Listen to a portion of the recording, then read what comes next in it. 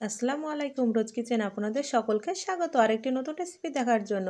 একঘেয়েমে বাঁধাকপি ভাজি খেয়ে মুখ পচে গেছে? তাহলে আজই ট্রাই করুন এই শাহী মহারানী ভাজি। সাধারণ বাঁধাকপি যখন রাজকীয় স্বাদে পাতে পড়বে, বাড়ির সকলে আঙুল চেটে পুটে খেয়ে নেবে।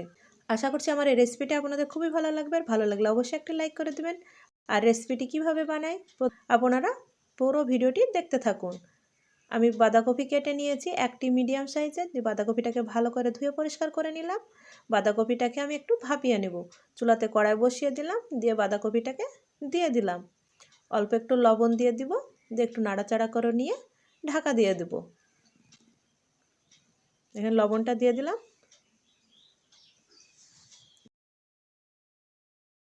বাঁধাকপি থাকতে থাকতে আপনারা এই মহারানী ভাজিটা একবার বাড়িতে বানিয়ে খেয়ে দেখুন, বাড়ির সকলে খুবই পছন্দ করবে।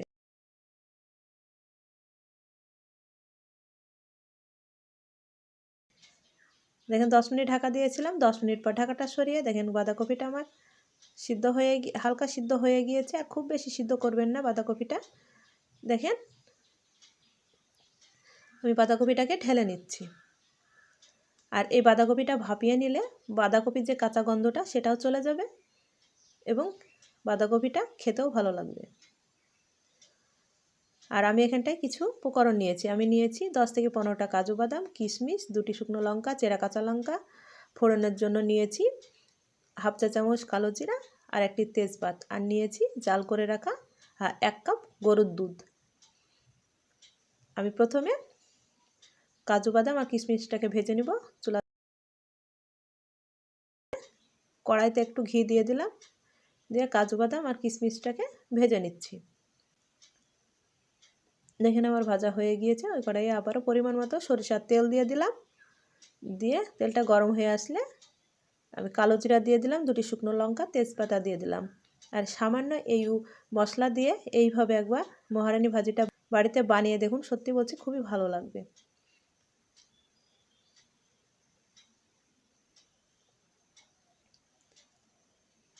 ফোড়নটাকে একটু নাড়াচাড়া করে নিয়ে সুন্দর একটি গন্ধ বের হলে ভাপিয়ে রাখা বাঁধাকপিটা দিয়ে দিলাম।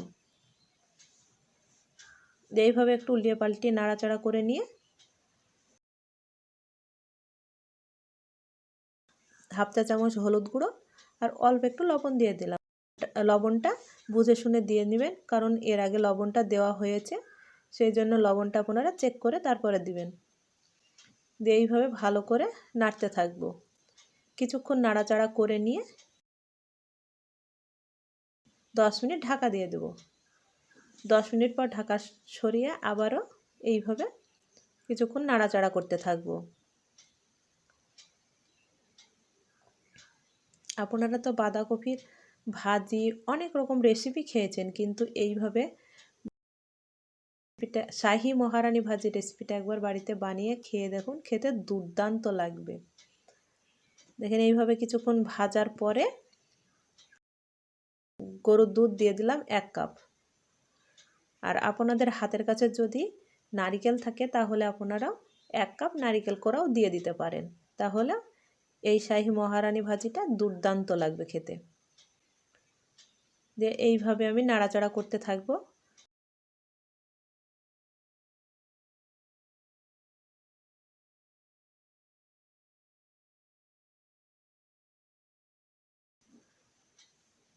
আমি যে ভেজে রাখা কাজু বাদাম আর কিশমিশটা দিয়ে দিলাম, আর চেরা কাঁচা লঙ্কা দিলাম 3টে।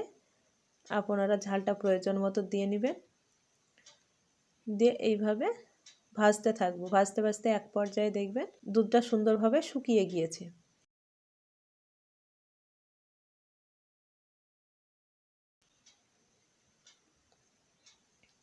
আর মালাইয়ের মতন সুন্দরভাবে টেক্সচারটাও চলে আসবে।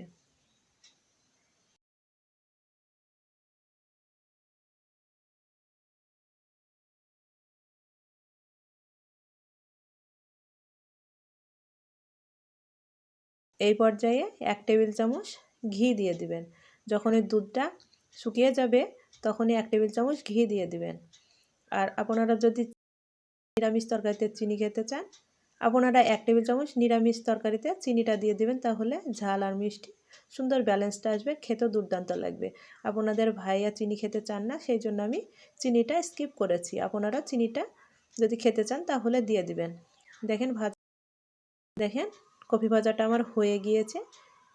এই পর্যায়ে নামিয়ে নিব। ব্যাস তৈরি হয়ে গেল গরম গরম ভাতের সাথে জুত করে খাওয়ার মতো শাহী মহারানী বাঁধাকপি রেসিপি। রেসিপিটি ভালো লাগলে ট্রাই করুন। আর আমার এইরকম নিত্য নতুন ভিডিও পেতে অবশ্যই আমার চ্যানেলটিকে সাবস্ক্রাইব করে রাখুন। আর রেসিপিটি কেমন হয়েছে অবশ্যই কমেন্ট করে জানাবেন। আর কী ধরনের রেসিপি দেখতে চান সেটাও অবশ্যই কমেন্ট করবেন। আজ এই পর্যন্ত, আবারও কোনো নতুন রেসিপির সঙ্গে দেখা হবে। ভালো থাকবেন, সুস্থ থাকবেন।